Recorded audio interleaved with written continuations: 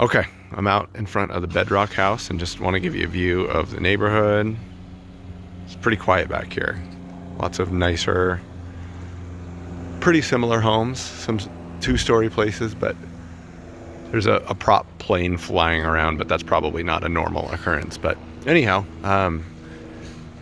just want to show you, at least from the front, that there's like a little track here for you to pull an RV back there, drive back if you needed to.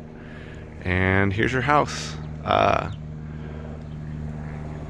can't really tell the condition of the roof. I mean, it looks like it's in good physical shape, but I can't tell you from, there's like a little mist on it. I couldn't tell you if it's 5 years old or a year old, but it looks like it's in relatively good physical shape.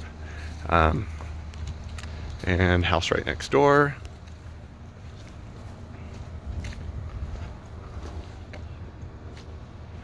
Stucco exterior, at least on the corners, and then it looks like it's got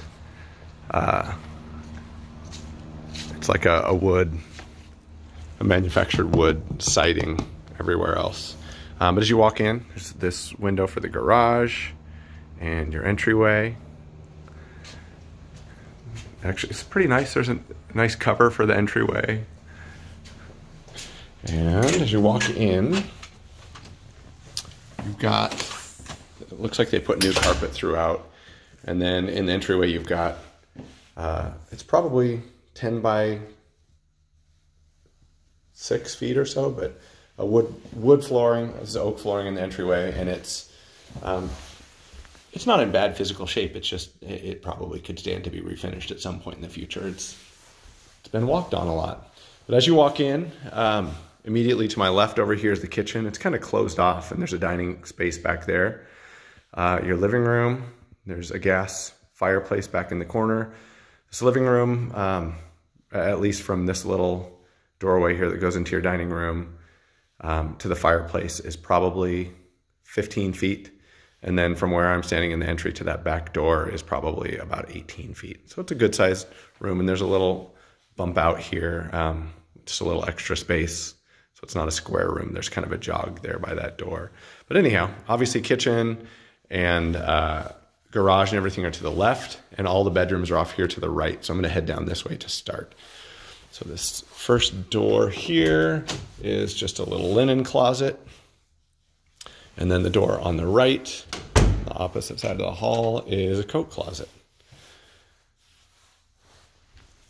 And the next door to the left is your hall bath. And so it's all original stuff, I think. You've got a roll vinyl flooring, oak vanity with laminated top, and stool over here. And then just around the corner, you've got a one-piece fiberglass bathtub insert. So this room is about 8 by 8 feet, something along those lines. Kind of a standard size bathroom. And then this first door to the right, across the hall from the bathroom, is your first bedroom. Probably about 12 by 12 feet. And got your little closet here. And that window overlooks the street. The master's right across the hall. Come back to that.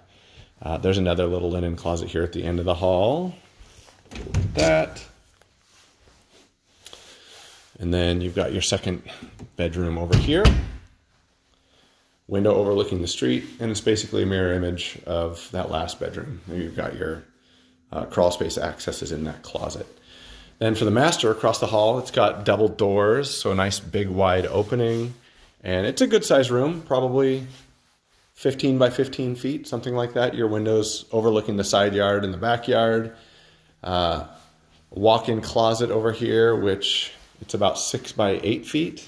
So it's enough space for sure. And then your bathroom is off in this corner.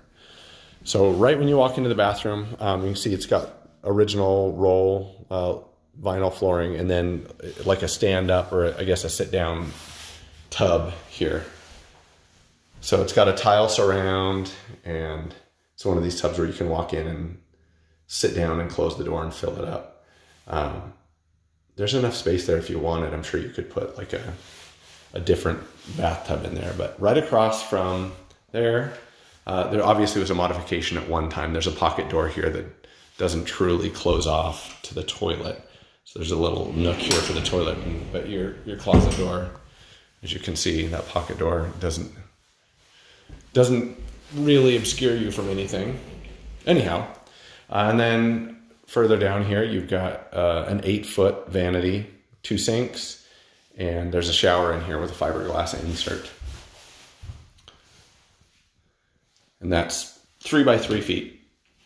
So there is your master bath. I would say all said and done, this room is 8 by 15 feet. So it's kind of a long-ish room, but if you had aspirations, you could do a lot with that space. Heading back over, I'm gonna head right across and go outside, and I'll come back to the garage and the kitchen. So, put my shoes back on here. So in the backyard, we've got a small patio, about 10 by 12 feet probably, and it's got an aluminum cover on it. And immediately behind you, you've got neighbors all the way around. So immediately behind you, you've got another house here they've got a couple, well, it looks like they've got 3 sheds there. So you've got 3 sheds and then somebody else's back patio right there. On the left side, which would be looking to the east, there's some evergreens there for, I guess, a little privacy. And they've got a little shed on the side, and you can kind of get a little bit of a peek of their patio, but it's pretty private. And then on the opposite side over here, you've got the side of the next door neighbor's house, but their house is at a little bit different of an angle, and so their backyard is kind of turned away from you, so it's a little bit more private there. Got a shed here.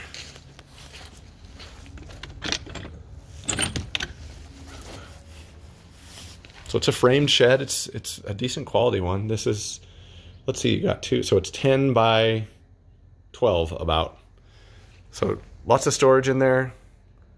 Stick built. It's a pretty decent one. And then you've got, it looks like recycled asphalt here. So it's not, it's kind of a cross between gravel and asphalt, but you've got your dual gates there. So you could pull an RV all the way back here if you wanted to. Close the gate. Yeah, I mean, backyard is nice and big and pretty private. Just to give you a view of the back of the house. And then your side yard over here, which has a little door that pops out to the garage. We'll see that from the inside. And then there's a gate on this side that goes to the front yard. Air conditioner. Let's see, it's certainly not new. I don't see a date on it.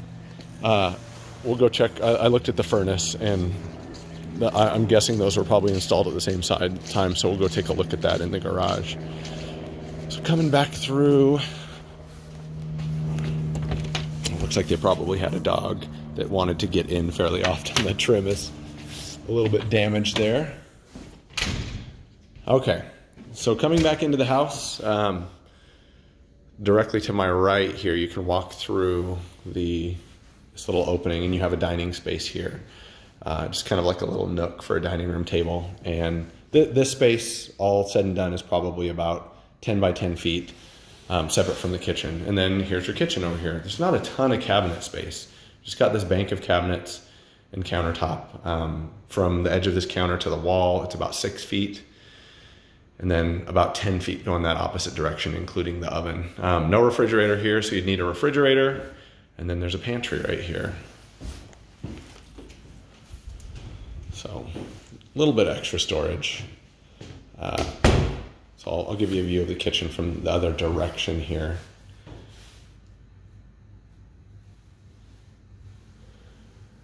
Not that you are asking, but if this were my kitchen, I would get rid of this pantry and knock this wall down here and open it all up and probably put another bank of cabinets and a little breakfast bar there, or an island or something like that. Just really open it up. Anyhow, so coming back through here, you got your laundry,